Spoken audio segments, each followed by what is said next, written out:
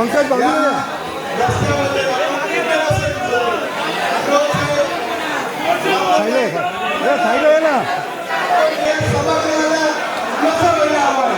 खड्ड्यांवरून महापालिकेत रणकंदन. हाताला प्लास्टर, डोक्याला पट्टी. नगरसेवकांचं अनोखं आंदोलन.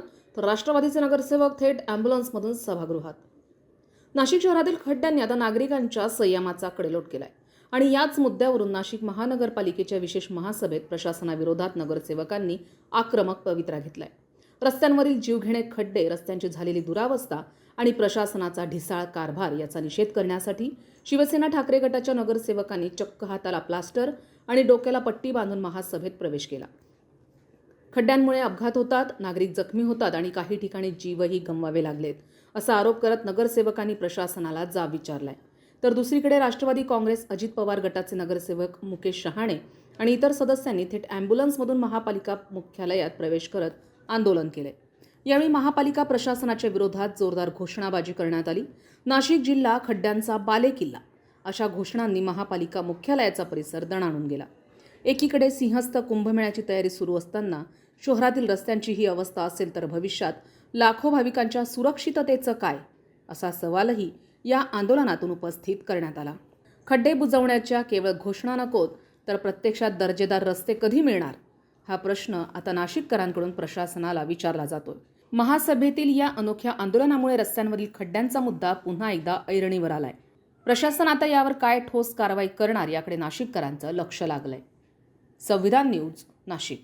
नाशिकच्या खड्ड्यांच्या संदर्भात महासभा आहे आणि या खड्ड्यांच्या त्याच्या स्वरूपात आम्ही आज तीव्र आंदोलन म्हणून आज तुम्ही बघितलं असेल तर सभागृहात आम्हाला बोलू दिलं जात नाही, आम्हाला निलंबन करायची धमकी दिली जाते. आम्ही शहराचे प्रश्न, मोबाईल फोन भ्रष्टाचार करतायत, इथे लोकांचे बळी जात आहेत. आता आपल्या समोरच बघितलं तर त्या कोतकर परिवार इथं आलेला आहे. त्या कोतकरांची ती लहान मुलगी बघितलं तर एखादा बाप गेला असेल, त्या मुलीला मोठे मोठे बाप दिसणार नाही, आम्हाला काही कळत नाही. अशा या प्रशासनाने बळी घेतलेले आहे. आम्हाला मध्ये आवाज करायचा असला तर बोलू देत नाही, परंतु आम्ही आंदोलनाच्या स्वरूपात या शहराच्या आरोग्यासाठी, म्हणजे लोकांना त्रास नाही झाला पाहिजे, आम्हाला शेवटी आंदोलन करावं लागलं, अँब्युलन्समध्ये यावं लागलं. आमची ही अवस्था पाहून तरी त्यांना कुठेतरी कळकळ झाली पाहिजे, शहरातले खड्डे सुधारवले पाहिजे, ही आज त्यांना विनंती करणार आहोत.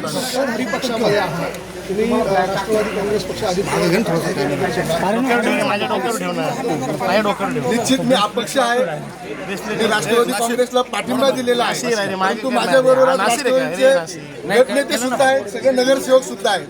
परंतु इथं सत्ता ही फक्त महापौरांचीच सत्ता आहे. इथं शिवसेनेला सुद्धा मान नाही ना राष्ट्रवादीला मान, फक्त मी म्हणे सो कायदा असं यांचं इथं महासभेत चालू आहे. परंतु खड्ड्यांसाठी, प्रशासनासाठी सगळ्यांच्या विरोधात आंदोलन आहे. जे शहरात बळी गेलेले आहे, फक्त नुसते बळी न जाता कोणाचे मणके गेले, कोणाचे पाय गेले, कोणाचे हात गेलेले आहे. अतिशय वाईट प्रकारे या शहराची अवस्था झालेली आहे. तुम्ही प्रत्येक हॉस्पिटल बघा, प्रत्येक हॉस्पिटल फुल आहे. अहो काही गरीब आपल्याला सांगत नाही, शांत बसतात, परंतु आपल्याला डोळ्यासमोर दिसत आहेत तेच आपण इथं बघत आहोत.